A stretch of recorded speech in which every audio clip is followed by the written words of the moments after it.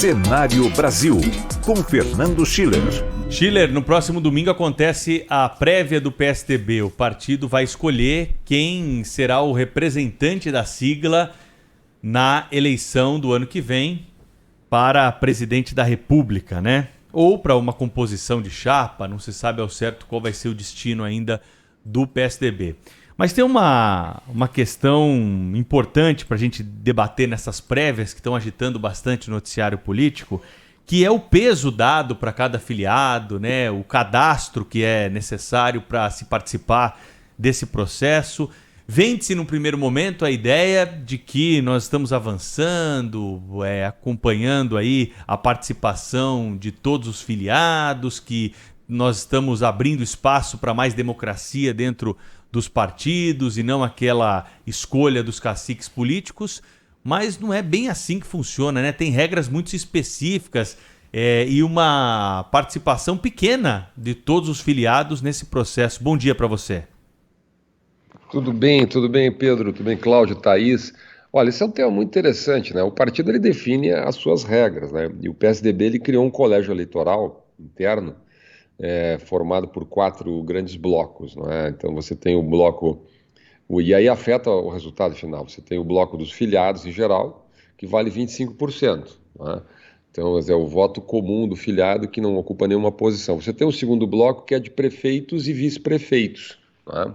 E aí já tem um número expressivo, você tem praticamente 2.000, vou arredondar um pouquinho, 1.900 integrantes desse bloco, são prefeitos e vice-prefeitos do PSDB em todo o Brasil. Pouco mais de 30% de São Paulo, tá? E depois eu já falo aqui o peso desproporcional que tem São Paulo em todo esse colégio eleitoral.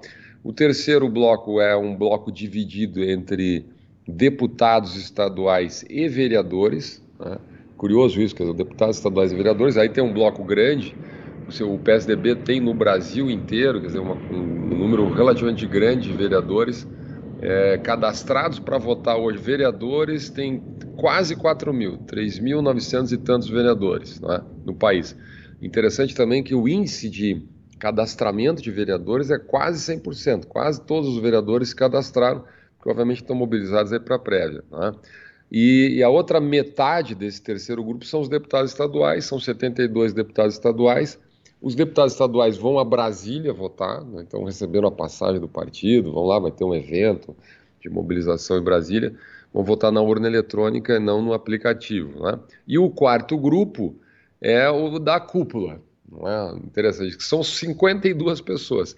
E aí é governadores, os senadores, os deputados, os presidentes do partido, ex-presidentes, né? Aqui eu só faço uma consideração. Antigamente, quer dizer, se não tem prévia, são esses 52 aqui que tomam a decisão, né? Então, na medida que você tem a prévia, você tem um pouco mais de 44.000 pessoas no geral inscritas para votar, né? Isso dá 3%, um pouco mais, aí 3% do total de filiados do PSDB, que é 1.300.000 pessoas, né? Ontem eu conversava com um tucano experiente, quer dizer, experiente nesse tipo de vida interna do partido, e perguntei isso para ele. Eu perguntei, vem cá, como é que pode? Tem 1.300.000 filiados, só se inscreve 44.000 na prévia. Ele disse, olha, o problema é que esses filiados, 1.300.000, boa parte não existe, né? Porque são filiações que foram feitas em campanhas muito no passado, muita gente assinou a ficha e nunca mais apareceu, muita gente nem sabe que está filiada. Se os partidos fizessem um recadastramento, né, sei lá, olha, vai ter que recadastrar para afiliar, eu vou dizer, olha, eu vou arriscar dizer que não daria muito mais do que esse número aqui, né? Porque o que é o filiado, quer dizer, que tem alguma militância no partido? É alguém que vai num aplicativo, se inscreve. Se o filiado não for votar quando pode decidir quem vai ser o candidato à presidência do país pelo partido, então não é militante, não é interessado no partido, não está nem aí, quer dizer, então... Mas essa regra, Schiller, que você está trazendo para a gente, que o peso do filiado comum que não tem mandato não vale muito, não desestimula também a participação dessas pessoas que estão filiadas ao partido, mas fala, vou perder meu tempo, ir lá até lá votar, se meu voto não vale quase nada? Não, só para complementar, ontem eu ouvi o ex-prefeito de Manaus, Arthur Vigílio, dizendo que nessas prévias vereador vale 10 votos. Quer dizer, fica difícil, né, para um militante do PSDB ficar num partido, né, ou se sentir estimulado em um partido, que ele olha para o sujeito, aquele vereadorzinho lá que muitas vezes não tem representatividade nenhuma, ou de representatividade questionável, vale 10 vezes mais do que ele dentro do partido, né? Fica difícil, né, Sheila? E considerando, né, Cláudio, se o vereador vale 10 vezes, o deputado estadual vale muito mais, vale 100 vezes. Aí tem que fazer a conta aqui, é uma conta matemática, não é muito difícil de fazer, mas eu não tenho ela aqui na mão. Porque, imagina, você tem 4 mil vereadores inscritos, certo? Eles contam 12,5% da votação total, né? E você tem 72 deputados estaduais que também contam 12,5%, ou seja, 72 deputados estaduais valem a mesma coisa do que 4 mil vereadores. Significa que o deputado estadual vale muito mais. Se você for para o federal, quer dizer, 52 senadores e deputados, mais 3 governadores, valem o equivalente aos 4 mil vereadores. Aliás, desculpa, vale o equivalente aos 4 mil vereadores, mais os 72 deputados estaduais. Então tem um valor, um deputado federal tem um valor muito exponencial aqui, né? Então, porque nesses 4 grupos vale a proporcionalidade. O que se diz nas internas do PSDB? Que possivelmente, muito provavelmente, o governador João Dória vai ganhar no primeiro grupo, na votação popular essa, vamos chamar, né? Por quê? Porque 60%, arredondando aqui, dos inscritos vem de São Paulo, né? Vem de São Paulo. Então você tem uma preeminência muito grande, porque São Paulo fez campanha de mobilização, né, telemarketing, houve uma grande mobilização. Realmente o PSDB de São Paulo é o mais forte do país. Só para ter uma ideia, o Rio Grande do Sul tem 9%. O Rio Grande do Sul tem 7% dos filiados no país, tem 9% inscritos. Então a diferença é 60 para 9. Então, quer dizer, é muito difícil imaginar que o João Dória não vai ganhar nesse primeiro grupo. Então ele já vai ter aí uma proporção relativamente grande desses primeiros 25%. Também há um certo entendimento no partido que o Eduardo Leite vai ganhar no quarto grupo, que é o grupo da cúpula. Tem apoio lá de deputados estaduais importantes, grupo de Minas Gerais, Aécio Neves, enfim, uma série. Eu digo assim, não há uma conta, claro, porque boa parte dos deputados não abrem o voto, mas tem uma certa inclinação nessa direção. Inclusive, a gente teve a inscrição do ex-governador Geraldo Alckmin, né, que obviamente não vai votar no João Dória, né? Mas vamos lá, tá? É um processo, em certa maneira, aberto. Ontem a gente teve a declaração de voto do José Serra, né, apoiando o João Dória. Significa que o José Serra ainda tem pretensões eleitorais, quer dizer, é muito difícil alguém que é do Estado, que tem pretensões eleitorais, né, desviar tanto assim da base política do próprio Estado, né? É óbvio que esses alinhamentos estaduais não são automáticos, né? Então você, por exemplo, você tem na Bahia, o presidente da Assembleia Legislativa do Estado da Bahia apoia majoritariamente o Eduardo Leite, mas o João Dória tem apoio do presidente da Assembleia Legislativa, que é relativamente importante. No Ceará, Tasso Gereissati apoia o Eduardo Leite, mas deputados estaduais estão apoiando o João Dória. Lá no Rio Grande do Sul, esmagador apoio ao Eduardo Leite, mas a ex-governadora da Cruz, que tem influência, foi governador do estado pelo PSDB, apoia o João Dória. Então você tem muitos cruzamentos aí de apoios, não é? Que torna a previsão meio difícil. Mas vamos lá, dá para dizer que se o João Dória ganha o grupo 1, o Eduardo Leite ganha o grupo 4, a decisão realmente está ali nesse conjunto de vereadores e deputados estaduais, não é? E prefeitos. E aí, então, olha, esses últimos dias aí é telemarketing, é contatos, é telefonemas o dia inteiro, para virar esse jogo aí para cima. Eu diria assim, ó, não vou botar bola de cristal em jogo aqui, tá? Mas nos últimos dias, a campanha do Eduardo Leite questionou o aplicativo, né? E o governador João Dória parece muito confiante. Inclusive foi ao Rio Grande do Sul, foi lá no Palácio Piratini, visitou Eduardo Leite, pregou a Concórdia, o último debate... E o Eduardo Leite tentou adiar as prévias, né? Exatamente, né? Então, assim, eu diria, tem alguns sinais de fumaça aí, que realmente a campanha João Dória cresceu nas últimas semanas, né?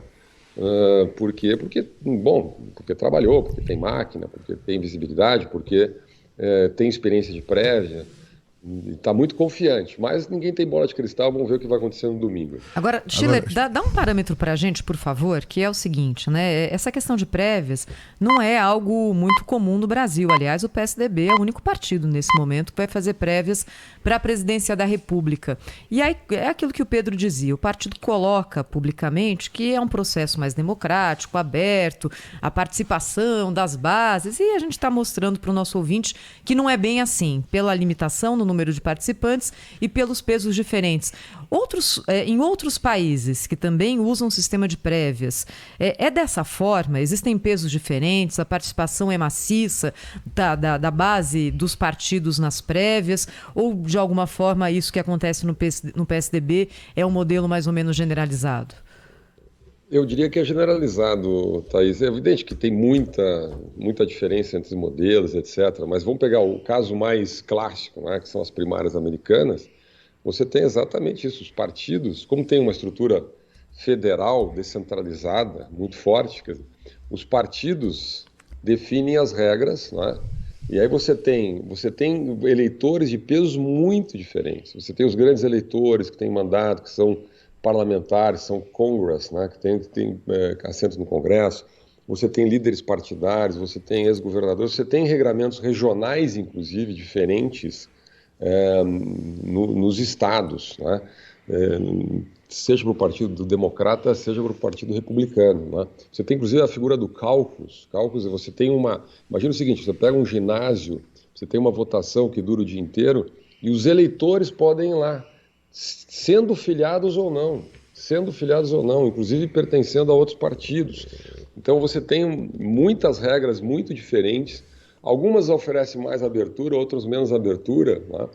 Mas então não há essa regra, essa ideia de que todo filiado vai ter o mesmo voto. Ontem eu ouvi essa entrevista do Arthur Virgílio, viu, Cláudio? E ele realmente disse, um homem, um voto, quer dizer, uma regra básica da democracia. É uma regra simpática, eu acho que dá mais poder realmente para o filiado. Eu acho que a tendência dos partidos é avançar no Brasil para esse modelo, né?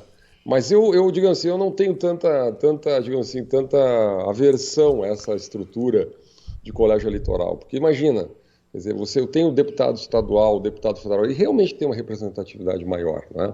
Um governador de estado, enfim. Então, a mim não parece que afeta a democracia propriamente. Eu acho que são pesos diferentes, de envolvimentos diferentes das pessoas na vida partidária. Não está em questão aqui os direitos individuais, quer dizer, como está na democracia, a ideia de universal do voto igualitário. É apenas uma decisão estratégica que o partido quer tomar. Então, aqueles que têm mais envolvimento, né, que estão mais no dia a dia do partido, eventualmente têm um poder maior na tomada de decisão do partido. Né? Não significa nos direitos democráticos de uma maneira geral. Então, eu não tenho tanta aversão a esse modelo. Acho que é um avanço importante que o PSDB está fazendo. E vai sair unido, ao contrário do que as pessoas imaginam, que o partido vai sair dividido, né? Eu vejo muito comentário por aí. Eu acho que não. Eu acho que quem perder a prévia vai ter aquele momento da dor de cabeça, né? Fica meio mal-humorado nos primeiros dias, negocia um pouco, estipula algumas cláusulas, né? Daí vem um carinho do outro lado e o partido acaba unificado. A experiência de prévias, em geral, é assim, né? Em geral é assim, nem sempre, mas em geral é assim. Lá fora, né? Agora aqui não fica, porque assim, a democracia do partido chileno não deveria refletir a democracia, enfim, os usos e costumes da democracia na sociedade, quer dizer, vivemos uma sociedade democrática, né? Cada pessoa um voto. Aí de repente, quem na verdade determinou esses critérios, esses pesos diferentes de voto de eleitores nas prévias do PSDB, foi a cúpula do PSDB que é hostil a João Dória, ou que trabalha para a vitória do Eduardo Leite. Aí, na verdade, essa é uma solução que interessa a um dos grupos. A melhor democracia não é cada pessoa um voto? Olha, de novo, em tese, né? Agora, dentro do PSDB é curioso, né? Quem apoiou desde o início esse modelo foi mais o grupo do Eduardo Leite do que o grupo do João Dória. Porque o governador João Dória, ontem mesmo nessa conversa que eu fiz com alguns personagens do PSDB, ele tem uma experiência, ele entrou no PSDB numa prévia, né, contra o André Matarazzo, né, e ao contrário da expectativa, o André Matarazzo à época, ele tinha apoio da cúpula, ele tinha apoio de Fernando Henrique, José Serra, etc. Quando entra o João Dória, que tinha apoio do Geraldo Alckmin, né, ele entrou, né, com muita força, né? Então faz cadastramento de filiados, faz eventos, famosa churrascada dos políticos, né? Faz um telemarketing muito bem feito, tem coordenação muito profissional de campanha. Nesse momento, o Eduardo Leite também tem essa estrutura, né? Mas a diferença é, Eduardo Leite é de um estado que tem os 9% de presentes aí nos 44 mil. João Dória tem mais de 60%, é uma desproporção São Paulo em relação aos outros estados, né? Então, eu diria assim, nesse momento aqui, o Eduardo Leite está fazendo um papel muito, muito interessante, ele está realmente desafiando o João Dória, né? Por ser governador de São Paulo, por ser o maior estado, por ter mais estrutura, etc., teoricamente seria o favorito, né? Teoricamente seria o favorito, até porque a presença de pesquisa, presença nacional, teve muito destaque na pandemia, enfim, uma série de razões de natureza política e estruturais, né? Mas quem queria, viu, Cláudio, quem queria essa prévia aberta, aí um homem e um voto, era o João Dória. Se fosse prévia aberta, um homem e um voto, o João Dória fatalmente, é muito difícil que ele não ganhasse. Mas é razoável, né, essa pretensão, porque, afinal de contas, se você for observar direito, né, o critério, cada homem um voto, beneficiaria o João Dória, que tem 65% em São Paulo, etc., né? Aí o que é que a cúpula faz? Cria pesos diferentes dos votos, exatamente para desequilibrar esse jogo. Aí vira uma coisa de manobra, né? Enfim, a gente nunca vai saber se o resultado final é representativo, de fato, da vontade do filiado do PSDB. Vai restar sempre essa dúvida, seja quem for o vencedor, né? De que a vitória final não é decorrente da vontade do filiado, é decorrente de manobra da cúpula do partido, que criou pesos diferentes para cada voto. Então tem um sujeito lá que tem, como você disse, cujo voto vale por 100, né? Na hora da contagem, aí está lá, o Eduardo Leite tem 20 votos, 21 votos, está aqui pau a pau com o governador de São Paulo, que tem 25, que tem 19, aí chega, tem esse voto aqui, 100, aí um passa de 20 para 120. Entendeu? É injusto isso, né? Isso, de fato, de democrático não tem nada. Cá entre nós, né? É o que pode acontecer, né? Vamos imaginar o seguinte, que o João Dória tem uma grande vitória nesse grupo 1 aí. Então ele faça dos 44 mil votos, ele faça, sei lá, 25, 30 mil votos, não é? Mas o Eduardo Leite ganha por uma margem mais apertada nos demais grupos. Então você vai ter o vencedor da prévia amplamente minoritário na votação nominal, não é? O que obviamente é um anti-marketing para o partido, porque prévia também é um pouco de marketing, ou seja, o partido, né, se coloca. Então o que nós vamos estar discutindo na segunda-feira, eventualmente, é João Dória. Estou fazendo uma hipótese aqui, não estou dizendo que vai acontecer, mas pode acontecer nessa linha que o Cláudio está colocando. João Dória tem uma grande vitória, vamos dizer assim, popular dentro do PSDB, né? Mas o Eduardo Leite, como tem mais representação nas cúpulas, né? Nos deputados, senadores, deputados estaduais, prefeitos, etc., ganha o jogo, né? O que ele já entra um pouco mal nesse primeiro movimento da campanha, né? Porque sempre pode ser contestado, o senhor não conseguiu ganhar a sua eleição nem dentro do seu próprio partido, né?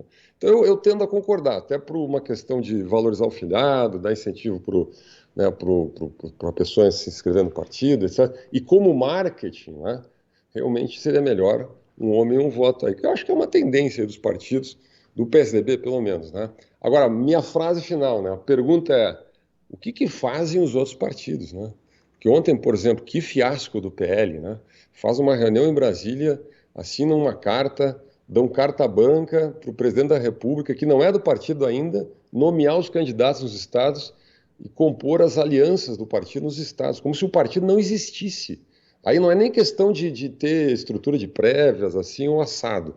Simplesmente o partido não existe, o filiado não existe, nem mesmo o diretório existe, porque o diretório transfere, né, para a cúpula do partido, ou seja, para o presidente e para o futuro eventual candidato, todas as decisões do partido, que é cá entre nós uma piada, e para não levar muito a sério a estrutura partidária brasileira. Não, no caso no Partido Liberal, dos partidos que são criados, fundados por Valdemar Costa Neto, ele é o partido, né? Então essa reunião de ontem foi uma reunião fake. Eu até gostaria muito de ver imagens, fotografias dessa reunião para tentar identificar os presentes, porque assim... Ou Valdemar... uma reunião para mostrar quem manda, né, Cláudio? Só não, para lembrar assim, vocês quem manda aqui. Exatamente. Você sabe, isso me foi dito por um ex-presidente de partido do Valdemar Costa Neto aqui no Distrito Federal, que é o ex-deputado federal Ronaldo Fonseca, que foi ministro da Secretaria-Geral da Presidência da República no governo de Michel Temer. Ele me contou essa história. Ele saiu do partido, inclusive ele abandonou, não quis disputar novo mandato, etc. Porque ele diz o seguinte: todo presidente regional de partido do Valdemar é obrigado, para ser presidente, tem que assinar uma procuração dando ao Valdemar plenos poderes para votar em nome dele, presidente regional. Aí, então, assim, o Valdemar não precisa fazer reunião, entendeu, de presidentes regionais. A reunião é ele. É a reunião dele com os próprios botões. Ele tem procuração de todo mundo. Se o cara votar contra o que ele deseja, ele simplesmente substitui ou vota no lugar do cara. É assim que funciona. Na verdade, o PL deu a ele ontem o que ele já tinha, que é plenos poderes. Cá entre nós, para refletir, tem um problema grave com a estrutura partidária brasileira. Como é que a justiça eleitoral, como é que o país, né, comporta partidos como esse, que são propriedades particulares de caciques políticos. Né? Isso é propriedade particular de um cacique político. Não tem democracia nenhuma, não tem nada. Eu acho muito, muito sério do ponto de vista da democracia. E o mais grave é que, eventualmente, o presidente da República vai se filiar nesse partido, vai ser candidato por esse partido, né? Com essas regras aí, desse jeito. Né? Imagina depois a composição política, a indicação dos cargos, né? As negociações no Congresso, negociações para compor o governo. Não é à toa que a democracia, às vezes, tem pouca credibilidade, tem o partidário Congresso Nacional. Esse é o Fernando Schiller, hein? Contando pra gente aí. Aposto que muita gente não sabia, viu, Schiller? Dessas regras todas aí para as prévias do PSDB. Foi muito bom ter abordado esse tema contigo hoje aqui. Vamos ver o que vai dar no domingo. Na segunda-feira a gente vai voltar ao assunto aqui no Jornal Gente. Um abraço pra você, até a próxima, Schiller. Até a próxima, bom trabalho.